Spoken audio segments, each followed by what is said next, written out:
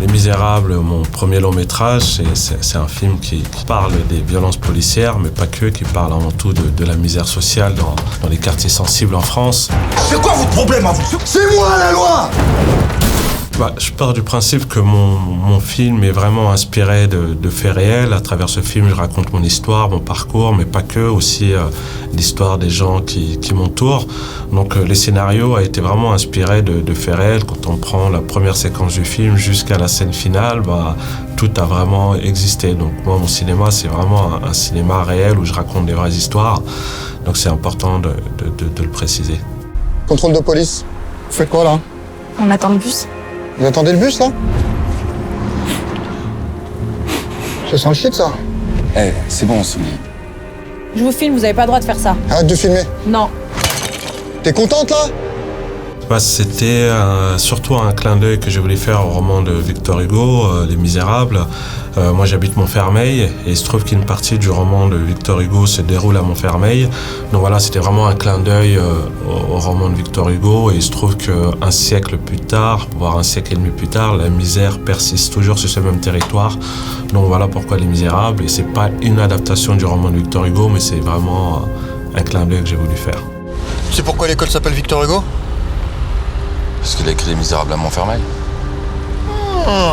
Pas bon, on a un intello à bord. Mais bon, par contre, non, ça n'a pas l'air d'avoir changé beaucoup.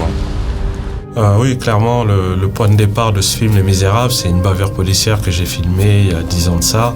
En fait, pendant longtemps, je faisais du cop watch dans mon quartier. Ça consistait à filmer les policiers pendant leurs interventions. Et donc, pour les avoir filmés durant plusieurs années, un jour, j'ai filmé une vraie bavure policière. Donc suite à ça, j'ai diffusé la vidéo sur Internet. Il y a une enquête de l'IGS, des policiers qui ont été suspendus. Donc c'était une première en France, le fait que les policiers soient suspendus suite à une vidéo diffusée sur le net. D'où vient cette idée? C'est vrai que j'ai toujours considéré que ma caméra était une arme, parce qu'en filmant ce territoire, souvent je me suis rendu compte de l'impact et de la force de l'image. J'ai commencé en tant qu'acteur. De là, à 19 ans, je me suis acheté ma première caméra, donc j'ai commencé à filmer. Donc ça va faire plus de 15 ans que je filme. Je me suis spécialisé dans les documentaires, donc j'ai fait plusieurs documentaires, dont le 365 jours à Clichy-Montfermeil sur les émeutes de 2005, un 365 jours au Mali où j'ai couvert la guerre pendant 1 an, et d'autres documentaires. Et donc, en faisant ma première fiction, j'ai voulu garder cette patte, en tout cas cette façon de filmer, d'être vraiment proche des gens, caméra à l'épaule, et histoire de garder ce côté très, très réaliste. C'est ce que j'ai voulu apporter, en tout cas, dans la fiction.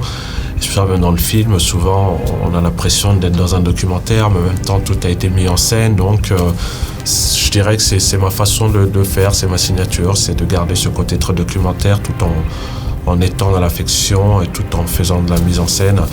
Et donc, j'estime que le film, ça marche plutôt bien et je suis plutôt content du résultat. Et même s'il te donne la vidéo, tu vas l'empêcher de parler? Je te préviens toi. Tu balances ta vidéo, tu seras tricard par tous les flics de France. Réfléchis bien. Clairement, c'est vrai que la situation en France est assez délicate avec tout ce qui se passe, que ce soit le mouvement des Gilets jaunes qui perdure depuis plus d'1 an et qu'on n'a toujours pas trouvé de solution. Quand on voit la politique, clairement, c'est devenu chaotique. Les gens sont de plus en plus poussés vers les extrêmes. C'est vrai que la France va mal en ce moment, c'est sûr qu'elle va mal. Après, c'est vrai qu'à l'étranger, on a cette image de cette belle France, etc. Moi, je me rends compte avec mon film, quand on projette le film à l'étranger, les gens, ils ont une certaine image de la France et quand ils découvrent la réalité des quartiers, ils sont sous le choc, clairement.